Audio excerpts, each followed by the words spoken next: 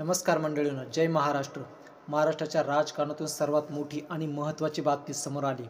महाविकास आघाडीला सर्वात मोठं यश, सर्वात मोठा विजय या ठिकाणी भाजपचा झालाय सुपडा साफ. नेमकी बातमी काय आहे हे सविस्तर जाणून घेण्याआधी व्हिडिओला लाईक करून चॅनल अवश्य सबस्क्राईब करा. महाविकास आघाडी म्हणजे शिवसेना उद्धव बाळासाहेब ठाकरे, राष्ट्रवादी शरद पवार आणि काँग्रेस यांची मिळून असणारी आघाडी म्हणजेच महाविकास आघाडी. तर महायुती म्हणजे अजित पवार यांची राष्ट्रवादी, एकनाथ शिंदे यांची शिवसेना आणि भाजपा हे मिळून बनली आहे महायुती. तर याच महायुतीचा दारुण पराभव महाविकास आघाडीने केला आहे.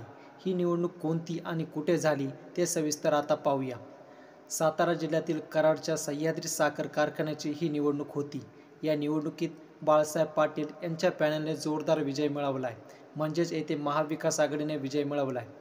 तर आताचे नवनिर्वाचित महायुतीचे आमदार मनोज धुरपडे यांच्या पॅनलचा पराभव झाला आहे, म्हणजेच या ठिकाणी महायुतीचा एकही संचालक निवडून आला नाही.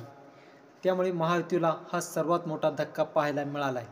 महायुतीला या ठिकाणी 0 जागा मिळाल्यात, तर बाळासाहेब पाटील यांच्या पॅनलला म्हणजेच महाविकास आघाडीला 21 जागा निवडून आल्याने या ठिकाणी पाहायला मिळाले आहे.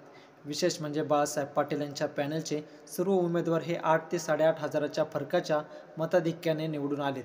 त्यामुळे कराड आणि साताऱ्यात मोठा जल्लोष पाहायला मिळत आहे. सह्याद्री साखर कारखान्याची ही एक ऐतिहासिक निवडणूक म्हणून या निवडणुकीकडे पाहिले जाते. त्यामुळे आता येणाऱ्या जिल्हा परिषद पंचायत समिती या निवडणुकीतही आम्हीच बाजी मारणार असं बाळासाहेब पाटील यांच्या पॅनलने महायुतीला दाखवून दिले. या निवडणुकीत मिळालेले यश पाहून उद्धव ठाकरे, शरद पवार यांनी शुभेच्छा दिल्यात आणि पुढील निवडणुकीच्या कामाला लागण्याच्या सूचना देखील दिल्यात.